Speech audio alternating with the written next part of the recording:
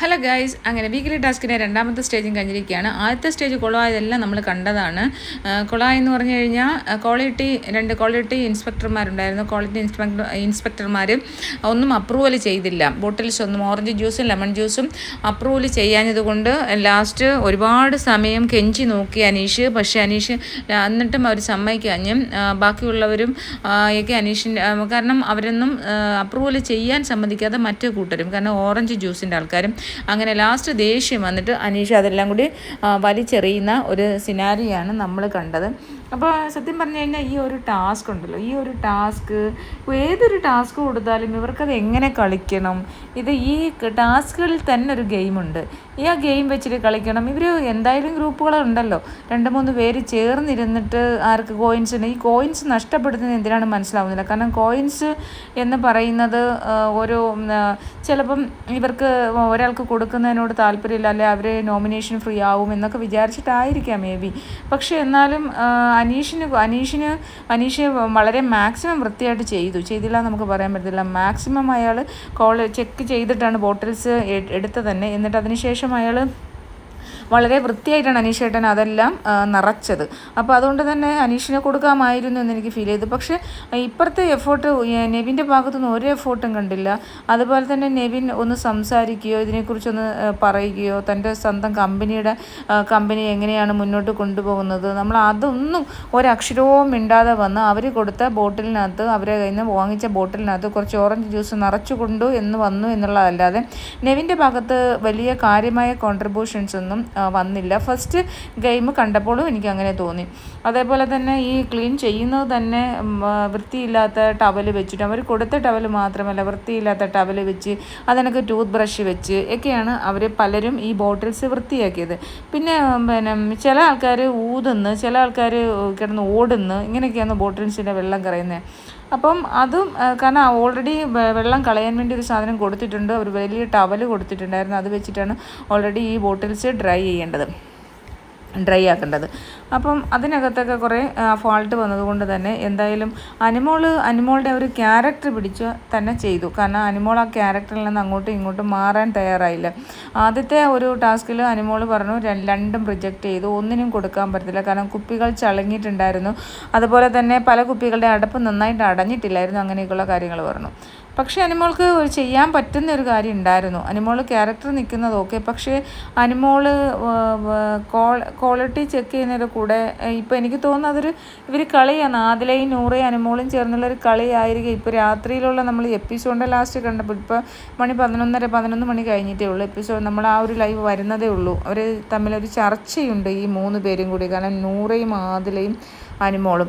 അപ്പോൾ അവർ അക്ബറിന് കൊടുക്കാതിരിക്കാനുള്ള ഒരു പ്ലാനാണ്. അപ്പോൾ നിവിന് കൊടുത്തു കഴിഞ്ഞാൽ നിവിൻ ഉറപ്പായിട്ട് അക്ബറിന് കോയിൻ കൊടുക്കും എന്നുള്ളതാണ്. അപ്പോൾ അക്ബറിന് നോമിനേഷൻ ഫ്രീ കിട്ടും, ഒരു ക്യാപ്റ്റൻസി ടാസ്ക് കിട്ടും, ക്യാപ്റ്റൻസിയിൽ ഡയറക്റ്റ് ഇത് കിട്ടും എന്നുള്ളത് കൊണ്ട് അക്ബറിന് കൊടുക്കരുതെന്ന് നൂറയും ആദിലയും ഇരുന്ന് നെവിന് കൊടുക്കരുത് എന്ന് ഉപദേശിക്കുന്ന ഒരു സംഭവമാണ് നമ്മുടെ എപ്പിസോഡിൻ്റെ അവസാനം കാണിച്ചിരിക്കുന്നത്. പക്ഷെ നമ്മൾ എത്തിയിട്ടില്ല. പക്ഷെ എൻ്റെ ഒരു അഭിപ്രായത്തിൽ ഒരിക്കലും നൂറയും ആദിലയും പറയുന്നത് അനിമോൾ കേൾക്കാൻ പാടില്ല. നമുക്ക് ഇവിടെ ഇരുന്ന് പറയാനേ പറ്റൂ, കാരണം അനിമോൾക്ക് അറിയില്ലല്ലോ. കാരണം നൂറയും ആദിലയും ഭയങ്കര വിഷങ്ങളാണ്.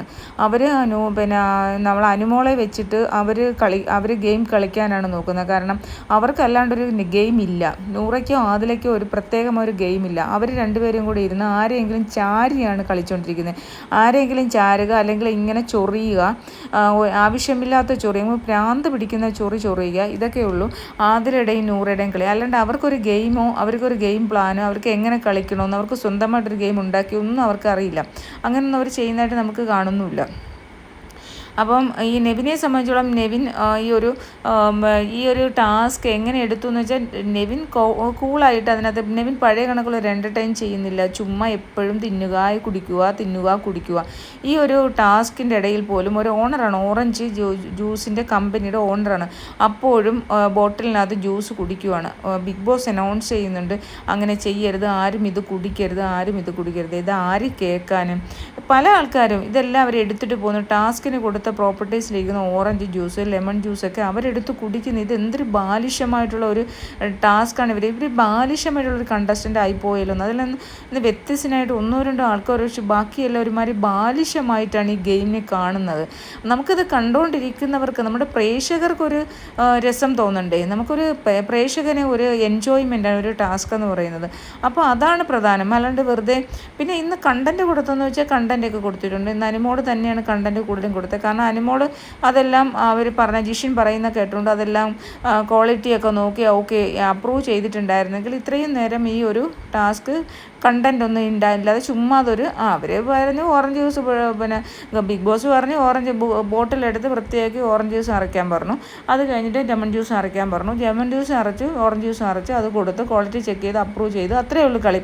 അങ്ങനെ അവർക്ക് ഒന്നോ രണ്ടോ ഒരു കോയിൻസോ ആകപ്പാടെ ഒരു കോയിൻസോളും. പിന്നീട് അവരുടെ ആ ഒരു കണ്ടൻറ്റ് വരാൻ പോകുന്ന ആ കോയിൻ കൊടുക്കുമ്പോൾ, ആ കോയിൻ ഒരാൾക്ക് കൊടുക്കുമ്പോൾ മറ്റേ ആളുമായിട്ടും ഈ ഓണറുമായിട്ടും വഴക്കാവും. കാരണം എല്ലാവരും ജോലി ചെയ്തപ്പോൾ ബോട്ടിൽ പല ആൾക്കാരിൽ നിന്ന് വാങ്ങിച്ചിട്ടുണ്ട്. ആകെപ്പാടെ ഒരു കോയിനേ ഉണ്ടാകത്തുള്ളൂ. ആ കോയിൻ കൊടുക്കുമ്പോൾ മറ്റേ ആൾക്കാരുമായിട്ട് ഒരു സ്റ്റണ്ടും ഒരു വഴക്കും അതൊരു കണ്ടൻ്റ് ആകും. അത്രയേ ഉള്ളൂ. എന്നാലും അതും ഒരു കണ്ടൻറ്റ് കിട്ടും. ഇതിപ്പോൾ ആർക്കും കോയിൻ ഇല്ലാത്ത ഒരു സന്ദർഭം വന്നതുകൊണ്ട് അങ്ങനെ ഒരു കണ്ടൻറ്റ് അവിടെ ക്രിയേറ്റ് ആയില്ല. അല്ലാതെ അനുമോൾ ഉണ്ടാക്കിയ ക്വാളിറ്റി ചെക്ക് ചെയ്ത് എല്ലാവരെയും പിന്നെ റിജക്റ്റ് ചെയ്തിട്ടുള്ള ഒരു കണ്ടൻറ്റ് വന്നതുകൊണ്ട് ആ കണ്ടൻറ്റ്. പക്ഷെ നമുക്ക് വേണ്ടതെന്ന് പറഞ്ഞു കഴിഞ്ഞാൽ അവിടെ ഒരു കോയിൻ കിട്ടണമായിരുന്നു. ആ ഒരു ടീമിന് ഒരു കോയിൻ കിട്ടുമ്പോൾ ആ കോയിൻ ആർക്കാണോ കൊടുക്കുന്നത് അവർ ബാക്കിയുള്ള ആൾക്കാരുണ്ടല്ലോ, ബാക്കിയുള്ള ആൾക്കാർ ഈ മുതലാളിയായിട്ട് വഴക്കാവും. അപ്പോൾ അതൊക്കെ നമുക്കൊരു ഇൻട്രസ്റ്റിംഗ് ആയിന്. ആരൊക്കെ വഴക്കിടുന്നു, ആർക്കാണ് മുതലാളി ആർക്കാണ് കൊടുക്കുന്നത്, അത് ഫേവറിസം ഉണ്ടോ, ഇതെല്ലാം നമുക്ക് കൃത്യമായിട്ട് അറിയാൻ പറ്റിയത്. അതായിരുന്നു ബെറ്റർ. കുറച്ചും കൂടി കളിക്ക് രസം പകരം നമുക്ക് പ്രേക്ഷകർക്ക് എൻജോയ് ചെയ്യാനുള്ള ഒരു അവസരം അതായിരുന്നു. അതാണെന്ന് എൻ്റെ അഭിപ്രായം കേട്ടോ. നിങ്ങളുടെ അഭിപ്രായം നിങ്ങൾ പറയാം. അപ്പോൾ പിന്നെ എന്തായാലും പിന്നെ അനീഷ് ഒരുപാട് അവരോട് പറഞ്ഞു, മാഡം പ്ലീസ് സാർ പ്ലീസ്, ഞങ്ങൾ ഒരുപാട് കഷ്ടപ്പെട്ടിട്ടാണ് ഈ ഇത് ചെയ്തത് എന്നൊക്കെ പറഞ്ഞു. പിന്നെ കമ്പനിയിലല്ല നഷ്ടത്തിലാണ്, ലോൺ എടുത്തതാണ്, ലോൺ അടയ്ക്കണം, ഞങ്ങളുടെ ജോലിക്കാർക്ക് ശമ്പളം കൊടുക്കണം, നിങ്ങളിതൊന്നും എല്ലാം റിജക്റ്റ് ചെയ്ത് കളയരുത് എന്നൊക്കെ പറഞ്ഞു ഒരുപാട് അപേക്ഷിച്ചു. അവർ ഭയങ്കരമായിട്ട് റിക്വസ്റ്റ് ചെയ്തു. പക്ഷേ അനുമോൾ ഒരു പൊടിക്കും തയ്യാറായില്ല. മറ്റേ ആൾ നമ്മുടെ ജിഷിനുണ്ടല്ലോ, ജിഷിനും അനുമോളും ആണല്ലോ ക്വാളിറ്റി ഇൻസ്പെക്ടേഴ്സ്. അപ്പോൾ ജിഷിൻ പിന്നെ മറ്റവർക്ക് പിന്നെ 4 ബോട്ടിലും പിന്നെ എന്താ അനീഷിന് 1 ബോട്ടിലും. കാരണം എന്ന് പറഞ്ഞാൽ മറ്റുള്ള ബോട്ടിലുകളെല്ലാം ഇവർ നശിപ്പിച്ചു. ഈ എതിർഭാഗത്തിൻ്റെ ഓറഞ്ച് ടീമിൻ്റെ ആൾക്കാർ, ഓറഞ്ച് കൊടുത്ത ആൾക്കാർ ഇവരുടെ പിന്നെ നീമിൻ്റെ ലെമൺ ജ്യൂസിൻ്റെ കുപ്പികളൊക്കെ നശിപ്പിച്ചു. അതുകൊണ്ട് തന്നെ 1 കുപ്പിയെ ബാലൻസ് ഉണ്ടായിരുന്നുള്ളൂ. അങ്ങനെ കുറേ പ്രാവശ്യം പറഞ്ഞിട്ട് അവർ കേൾക്കാഞ്ഞപ്പോൾ നമ്മുടെ അനീഷ് എന്ത് ചെയ്തു, ഈ ഓറഞ്ചിൻ്റെ ബോട്ടിൽസ് എല്ലാം കൂടി എടുത്ത് പടാന്ന് അടിച്ച് തറയിൽ പൊട്ടിച്ചു കളഞ്ഞു. അപ്പോൾ പ്ലാസ്റ്റിക് ആയതുകൊണ്ട് പൊട്ടിയില്ല. എന്നാലും പലതിൻ്റെ അടപ്പ് തുറന്ന് അവിടെ എല്ലാം ഓറഞ്ച് ജ്യൂസ് പോയി. കാരണം ഒരു മനുഷ്യൻ മാക്സിമം പറഞ്ഞു നോക്കി അയാളുടെ ക്ഷമ പറ്റി. പക്ഷേ സത്യം പറഞ്ഞാൽ വീട്ടുകാരൊക്കെ ഞെട്ടിപ്പോയി കേട്ടോ.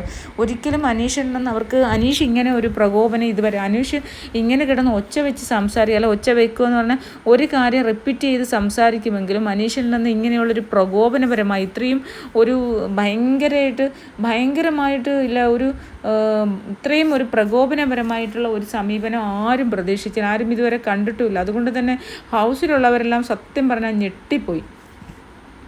പിന്നെ അതിനുശേഷം ഈ ബോട്ടിൽസ് എടുത്തെറിഞ്ഞതിന് ശേഷം അവിടെ ചെന്നിട്ട് ഈ ബോട്ടിൽസ് കൊണ്ടുവന്ന ബോക്സും അതും എല്ലാം എടുത്ത് ഭയങ്കരമായിട്ട് എറിഞ്ഞു.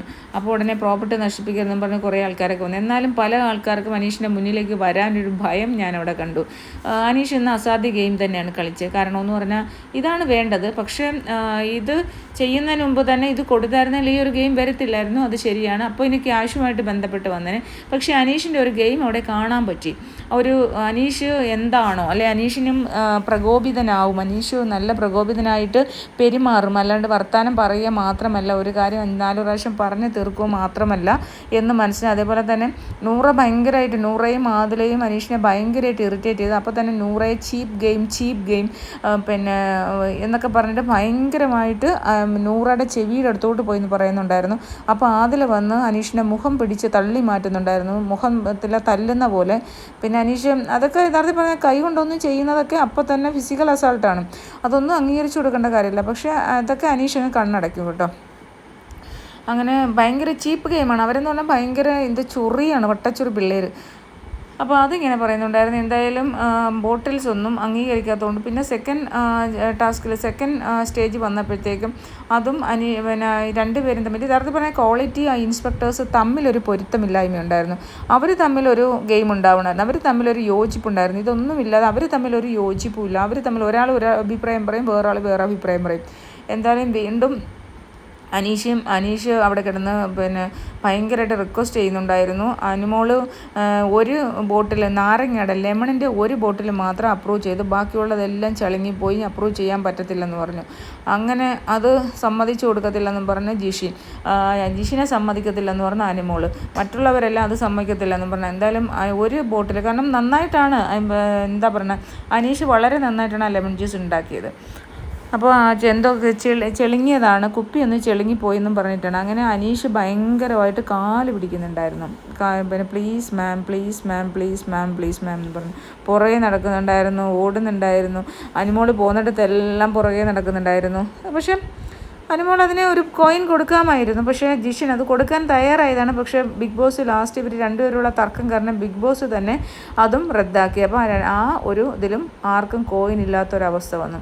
അപ്പോൾ ഈ കളിയെന്ന് പറഞ്ഞാൽ ടാസ്ക് എന്താണെന്ന് അവർക്ക് കൃത്യമായിട്ട് മനസ്സിലാവാത്തത് കൊണ്ടാണോ, അതോ ഈ ടാസ്ക് മനഃപൂർവ്വം കുളമാക്കിയാൽ ആർക്കും കോയിൻ കൊടുക്കേണ്ടെന്ന് വെച്ചാൽ കോയിൻ കൊടുത്താൽ ഒരു വഴക്കും പ്രശ്നങ്ങളും ഉണ്ടാവും, അത് ആർക്ക് കൊടുത്തു എന്തിന് കൊടുത്തു എന്നുള്ളൊരു പ്രശ്നം വരും എന്നുള്ളത് മനസ്സിലാക്കിക്കൊണ്ടാണോ എനിക്കറിയില്ല. പക്ഷേ അതിന് ക്വാളിറ്റി ഇൻസ്പെക്ടേഴ്സ് നോക്കേണ്ട കാര്യമില്ല.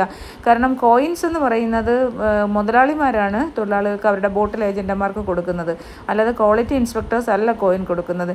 ഈ കോയിൻസ് ക്വാളിറ്റി ഇൻസ്പെക്ടേഴ്സ് അപ്രൂവ് ചെയ്താൽ മാത്രമേ അവർക്ക് കോയിൻസ് ബിഗ് ബോസ് കൊടുക്കത്തുള്ളൂ. അപ്പോൾ ഇത് അപ്രൂവ് ചെയ്യാത്തതുകൊണ്ട് അവർക്ക് കോയിൻസ് കിട്ടുന്നില്ല. സോ ആർക്കും ഒരു പ്രയോജനമില്ലാത്ത ടാസ്ക് ഇതുവരെ കടന്നു.